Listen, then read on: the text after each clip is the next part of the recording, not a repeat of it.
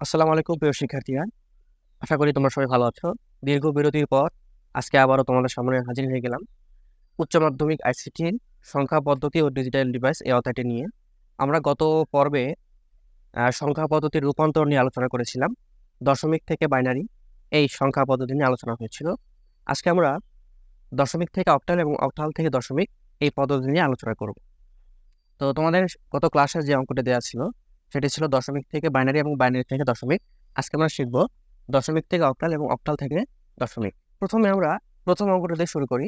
তো আমাদেরকে প্রথমে লিখতে হবে 28।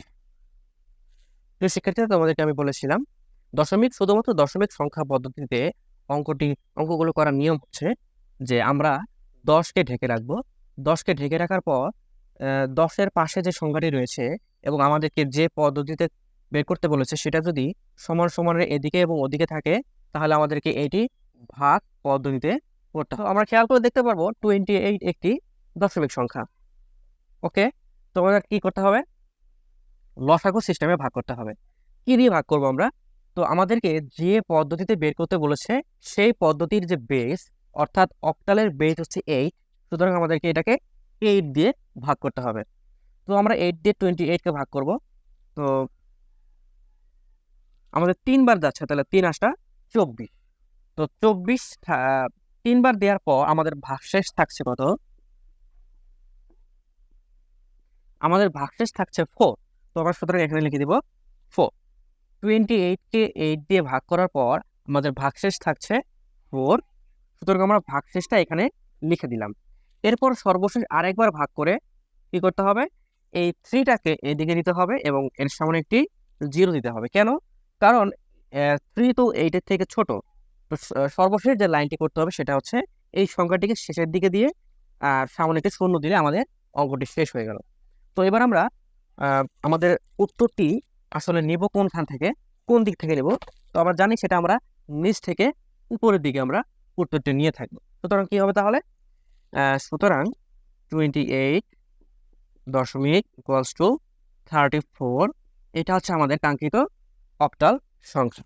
আশা করি তোমরা সবাই বুঝতে পেরেছ।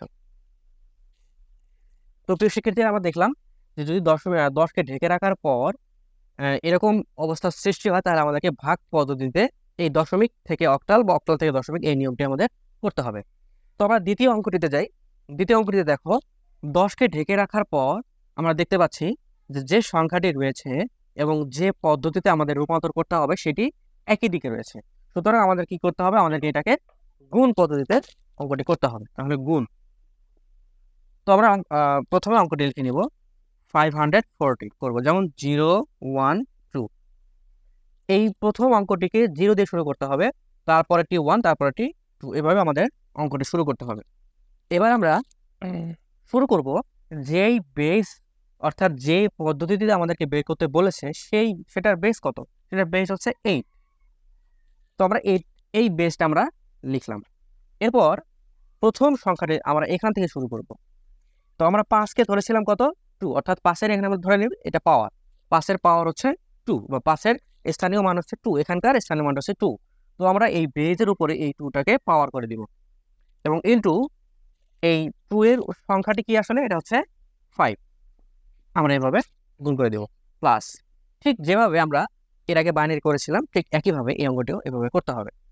এরপর আবার এটা হচ্ছে 1, আমরা এই 1টাও হয়ে যাবে পাওয়ার, তারপর এই 4 হয়ে যাবে সাথে গুণ।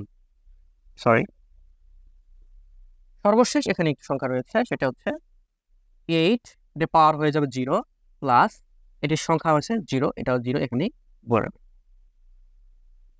এটা ক্যালকুলেশন করলে হচ্ছে 64 × 5 প্লাস 8 এর উপর পাওয়ার 1 মানে হচ্ছে 8, তো 32 প্লাস এটা সম্পূর্ণ ক্যালকুলেশন করলে আসতেছে 0।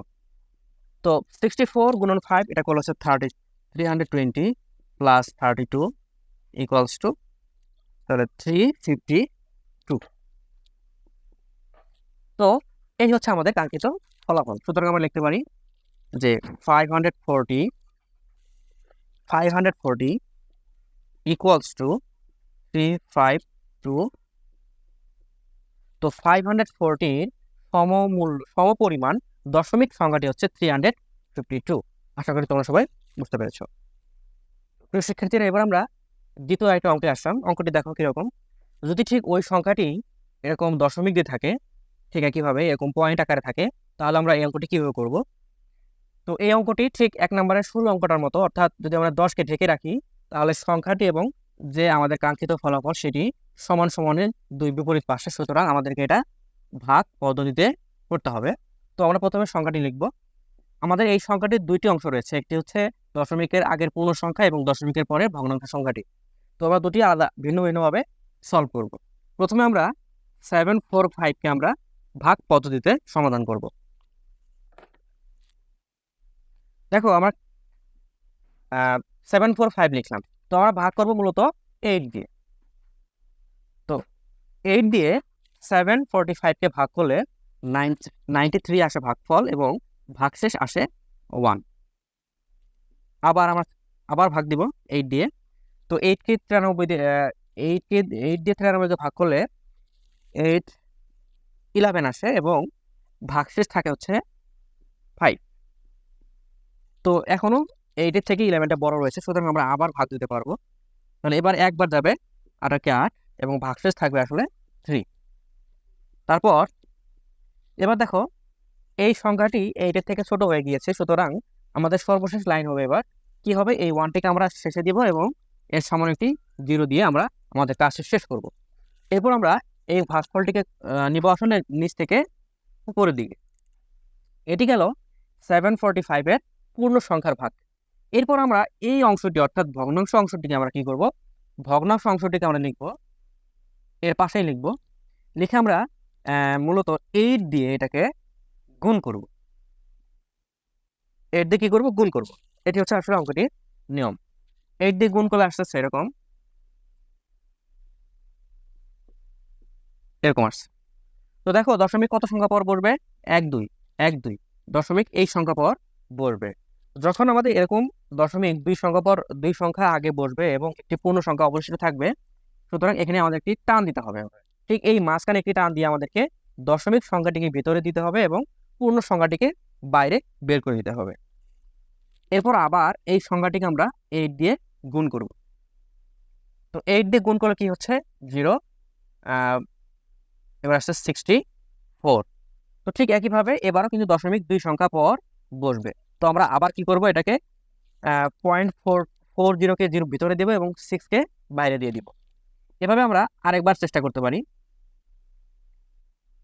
তো এবার আসতেছে 32। এবার কিন্তু দুই ঘর আগে দশমিকটা দিতে হবে এবং একইভাবে 3.20 এই 0.20কে আমরা দশমিকের ভিতরে দিয়ে দেব। তো মূলত এভাবে 2-3 বার এই অঙ্কটি 2-3 বার গুণ করলে অঙ্কটি আমাদের কাঙ্ক্ষিত ফলাফল আমরা পেয়ে যাব। তো এবার খেয়াল করো, এবার আমরা কোন সংখ্যাগুলো অ্যান্সার হিসেবে নিব। আমরা এই যে বাইরের যে পূর্ণ সংখ্যাগুলো রয়েছিল, এই পূর্ণ সংখ্যাগুলো আমাদের মূলত অ্যান্সার হিসেবে গ্রহণ করব। এবং কিভাবে গ্রহণ করব সেটা হচ্ছে উপরের থেকে নিচের দিকে। খেয়াল করো, এই ভাগ অংশটি ছিল নিচ থেকে উপরের দিকে, কিন্তু এই গুণ অংশটি আমরা উপরে থেকে নিচের দিকে নিতে হবে আমাদেরকে। তো সুতরাং আমাদের অ্যান্সারটি মূলত অ্যান্সার কি হবে, সুতরাং অ্যান্সারটি হবে 745.60 ইকুয়ালস টু, তাহলে নিচ থেকে উপরের দিকে 1351 পয়েন্ট। তো আমাদের দেখো এই অংশটি ছিল মূলত পূর্ণ সংখ্যা, সুতরাং আমরা এই পূর্ণ সংখ্যার যে কাঙ্ক্ষিত ফলাফল এটি আমরা আসলে মূলত প্রথমেই লিখলাম এবং তারপর একটি আমাদের দশমিক বা পয়েন্ট আমরা দিয়ে দিলাম। এরপর 463 এই যে দশমিক অংশটি যে উপর থেকে নিচে নিয়েছিলাম সেটা আমরা দশমিকের পরে আবার সেই স্থানে দিয়ে দিলাম। এটি হচ্ছে আমাদের কাঙ্ক্ষিত ফলাফল। এবার আমরা দ্বিতীয় অঙ্কের দিকে আসবো। এই অঙ্কের দ্বিতীয় অংশের দিকে আসবো। এখানে অঙ্কটি এরকম রয়েছে 575.65, এটি রয়েছে অক্টালে। এটিকে আমাদের দশমিক করতে হবে। তো আমরা যদি 10কে ঢেকে রাখি, তাহলে দেখো 10কে ঢেকে রাখলে আমাদের সংখ্যা এবং কাঙ্ক্ষিত পদ্ধতি একই দিকে রয়েছে। সুতরাং আমাদের কি করতে হবে, এটাকে গুণ পদ্ধতিতে সলভ করতে হবে। তো গুণ পদ্ধতিতে সলভ করতে গেলে অবশ্যই আমাদেরকে এই সংখ্যাগুলোর স্থানীয় মানটা লিখতে হবে, সেটা সংখ্যা পদ্ধতির সিস্টেমে। তো দেখো এখানে দশমিক দিয়ে সংখ্যা, এটি হচ্ছে পূর্ণ সংখ্যা, এটি হচ্ছে ভগ্নাংশ, দুটো আলাদা হয়ে গেছে। তো আমরা পূর্ণ সংখ্যার যে অঙ্কটি এর আগে করলাম সেই নিয়মে আমরা এটাকে স্থানাঙ্ক করব বা স্থানীয় মান দিব। তো এটা হচ্ছে 0, এটি 1 এবং এটা হচ্ছে 2, এবং পরবর্তী সংখ্যাটি দেব আমরা -1 -2। এভাবে আমরা মূলত ঠিক এভাবে কিন্তু আমরা স্থানীয় মানটা সেট করব। কিভাবে দেখো, দশমিকের সামনে যে পূর্ণ সংখ্যার অবস্থাটি ছিল সেটি আমরা প্রথমকে 0, তারপর 1, তারপর 2, এভাবে যত যদি আরও সংখ্যা থাকে সেগুলো আরও বাড়তে থাকবে। আর দশমিকের পরে আমরা -1 -2 -3 এভাবে সংখ্যাগুলো সামনের দিকে এগোতে থাকবে। তো এই হচ্ছে আমাদের স্থানীয় মান বসানোর নিয়ম। তো আমাদের এটা হচ্ছে অক্টাল সংখ্যা পদ্ধতি, সুতরাং আমরা বেস নেব 8, এবং একইভাবে এই যে স্থানীয় মানটি এটা হয়ে যাবে পাওয়ার, এবং গুণন যে সংখ্যার সঙ্গে এটি যে সংখ্যার স্থানীয় মান সেই সংখ্যাটি এখানে গুণন অবস্থায় থাকবে। এরপর পরবর্তী সংখ্যা প্লাস, তাহলে এটা হচ্ছে 8⁴ গুণন 7 প্লাস, এরপর 8⁴0 গুণন 5, ঠিক আগের মতো, একইভাবে আগের মতো। এরপর দশমিকের পরের যে অবস্থাটি সংখ্যাটি রয়েছে সেটি একইভাবে প্লাস, এটি হবে, যেহেতু আমরা এই সংখ্যাটিকে পাওয়ার হিসেবে নিয়েছিলাম সুতরাং এটি পাওয়ার হিসেবেই থাকবে। তো 8⁻1 বা 8⁻1 গুণন 6 প্লাস 8⁻2 গুণন 5, সেম অবস্থা একদম। এরপর 64 গুণন 5 প্লাস, তাহলে 56 প্লাস, যেহেতু এটি হচ্ছে 1 গুণন 5 সুতরাং এটা হচ্ছে 5 প্লাস, আমরা এটাকে ভাঙলে কি হবে, এটা হবে 1/8 × 6 প্লাস,